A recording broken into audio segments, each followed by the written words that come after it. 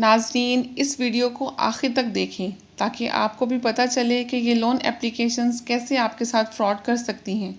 Suicide करने वाले का नाम मोहम्मद मसूद था, जिनकी उम्र 42 साल थी। मोहम्मद मसूद ने मरने से पहले अपनी फैमिली के लिए एक वॉइस नोट छोड़ा, जिसमें उन्होंने अपने मरने की वजह बताई।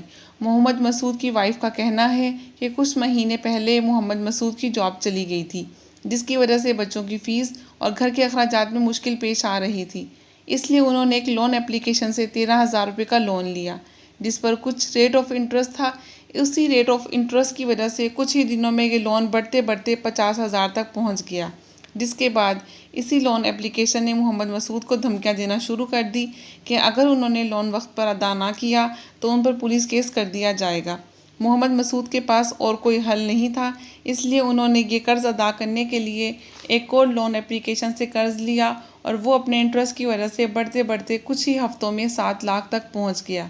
फिर उसी लोन एप्लीकेशन ने धमकियां देना शुरू कर दी कि अगर लोन वक्त पर अदा ना किया तो या तो पुलिस केस कर देंगे या फिर इनकी फैमिली की तस्वीर को सोशल मीडिया पर वायरल कर दिया जाएगा। अब देखें नाज़रीन, कैसे पहले एक लोन एप्लीकेशन की वजह से 13,000 का लोन 50,000 तक पहुंच गया और फिर 50,000 का 7 लाख तक पहुंच गया। दोस्तों, होता ये है कि जब आप कोई लोन एप्लीकेशन डाउनलोड करते हो तो आपका ज़ाती डाटा उन लोन एप्लीकेशन वालों के पास चला जाता है। ये लोन एप्लीकेशन वाले आपको कम इंटरेस्ट और ज़्यादा मुद्दत पे लोन देते हैं कि आप इनसे कर्ज़ा लें, और बाद में ये आपको तंग करते हैं और ज़्यादा रकम की डिमांड करना शुरू कर देते हैं। फिर आपको धमकियाँ देते हैं और आप पुलिस के डर से कर्ज़ा वापस करते हैं। नाज़रीन, मैं आपको इस वीडियो में बताऊंगी कि आप कहां कहां से कर्ज़ा ले सकते हैं और इसका कानूनी तरीका क्या है, ताकि आप मोहम्मद मसूद की तरह इनके जाल में ना फंस सकें। सबसे पहले आप ये देखें कि आप जहां से कर्ज़ा ले रहे हैं वो गवर्नमेंट ऑफ पंजाब से रजिस्टर्ड है।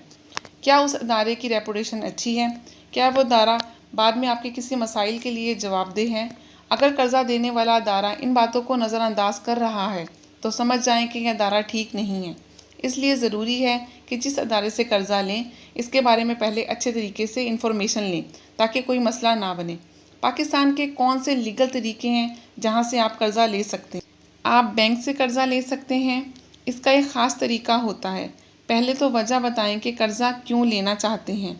इसके अलावा अगर किसी अदारे से कर्ज़ा लेना है तो इसके इंटरेस्ट रेट के बारे में, इसकी मुद्दत के बारे में, इसके अलावा बाकी शराइत के बारे में जान लें ताकि आगे कोई मुश्किल दरपेश ना हो।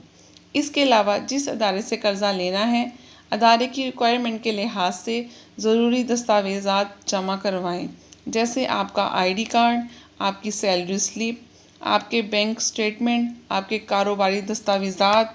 अदारे की रिक्वायरमेंट हो तो ज़रूर जमा करवाएं। फिर इस अदारे के अंदर कर्ज़े के लिए अप्लाई करें। इसके एप्लीकेशन फॉर्म को फिल करें, अपने बारे में तमाम मालूमात फराहम करें।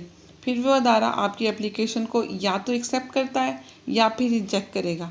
अगर वो एप्लीकेशन को एक्सेप्ट करता है तो आपको कर्ज़े के बारे में सारी इन्फॉर्मेशन देगा कि कितना कर्ज़ा मिलेगा, कितना इंटरेस्ट रेट होगा, कितनी मुद्दत में आपने कर्ज़ा वापस करना होगा।